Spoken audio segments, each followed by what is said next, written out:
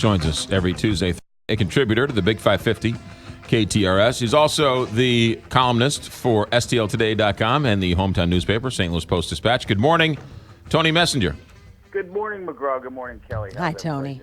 We're doing great. It is a new era here in Missouri. Not only is it the end of the Jay Nixon era, which I'm still convinced that most of the people who voted for him actually thought they were voting for Richard Nixon, but that's beside the point.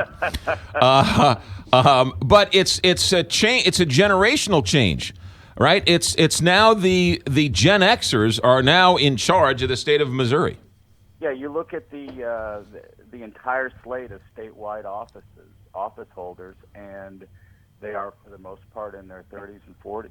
And so it is an interesting generational change, starting with Eric Greitens and going all the way down to the one Democrat in the auditor's office, Nicole Galloway. What do you make of his first executive order? Symbolic? I don't know how much teeth it has into it, but it's at least a shot across somebody's bow. It's an important bit of symbolism and leadership more than anything else. But it also it sets. This is the part that I think is going to be a little bit difficult for the governor. Is it reminds everybody this is the guy who said he was going to stand for ethics. And so when something happens in his administration, and it's likely to, there are just always going to be situations that happen, staff members that make a mistake, etc. He's in a position where he's really going to have to stand up for ethics. But it sends a message to the legislature more than anything else, because the executive branch hasn't historically been, under Democrats or Republicans, an area in which there have been a tremendous amount of lobbyist gifts, or where that undue influence has been a problem. It's been in the legislature, again, with both Republicans and Democrats. And Governor Greitens now faces a legislature that historically has opposed two of the things that he wants to do. He wants to ban lobbyist gifts, and he wants to end the revolving door in which lawmakers work on legislation one year and the next year go lobbying for it. And he wants to ban that in a significant way. Lawmakers have fought against both of those proposals for several years, including the Republicans in leadership, some of them in the legislature that are going to debate those pieces of legislation this year. Now, the House has said, we're on board. We're gonna pass a revolving door. We're going to pass a lobbyist gift ban, and I think probably it can get through the House fairly easily. The question will be the Senate. The Senate's always the place where particularly revolving door ban tends to get caught up. And the reason is lots of the senators see their former colleagues in a way anything. I want to do myself from being able to do that. Yeah, it is interesting. But Eric Greitens, Governor Greitens, if he plays this smart, can use the governor's office as a bully pulpit, right? I mean, he can sort of shame these elected officials into doing it, because clearly the public is on the side of less gifts, less lobbying. It's a pretty hard thing to defend when you're a state senator trying to stand in the way of some type of ethics bill. Correct. And what matters now, and this is an unfortunate bit of partisanship, but I'm in favor of ethics reform, so it works out well.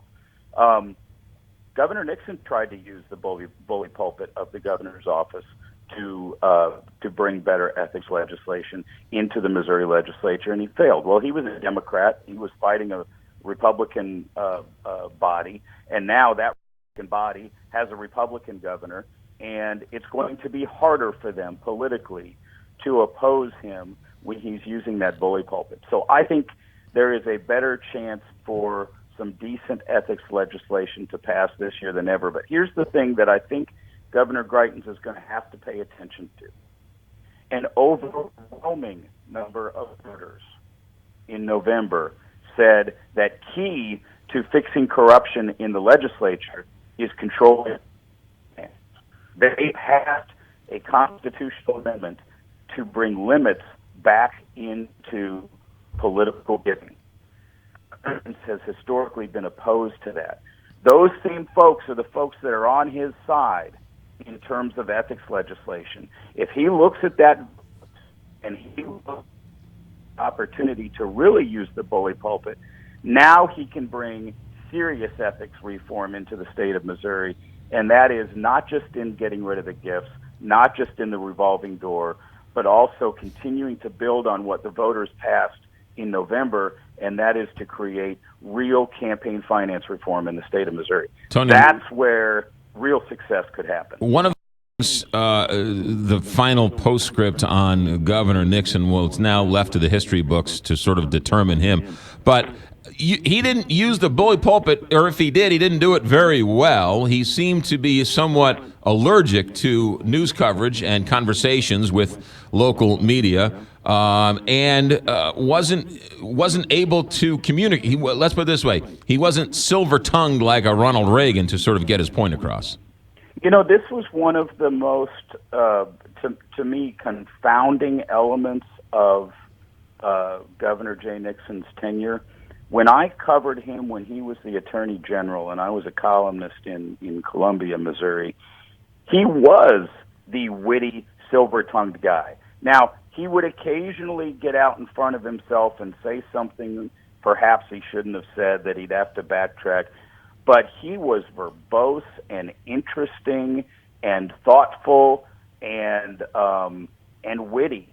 And he changed as the governor. His first campaign, his campaign manager, Ken Morley, sort of put this protective coating around him that says, you know what?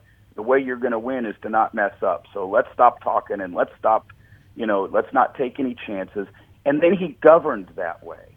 And I think after a period of time, he got less and less comfortable being the old Jay Nixon, who used to spar with reporters and have at least a decent relationship with folks.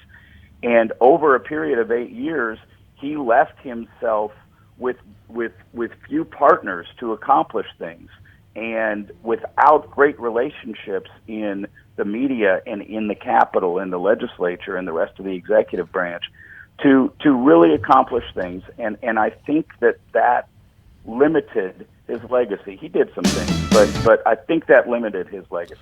What of all the people who have been critical of Governor Nixon, it seems like I hear from more Democrats who were upset with him than Republicans. He didn't have a very good relationship with fellow Democrats in the state. A lot of Democrats in the legislature felt that he left them unprotected sometimes, and not knowing what his actual actions were while they were negotiating bills. That's what they tell me. And they made the same argument that I just made, that they thought that this was a guy who was really going to be a strong governor and was going to be good for their party, and they felt like the longer he was in the governor's mansion, the less of a relationship they had with him. That's what a lot of Democrats in the legislature said during Nixon's tenure, and it limited his effectiveness at a couple of different times in history. Tony Messenger, St. Louis Post-Dispatch columnist, as well as contributor here at the Big 550 KTRS. Tony, have a good day. Thanks. Good to talk to you. Bye. 828. Big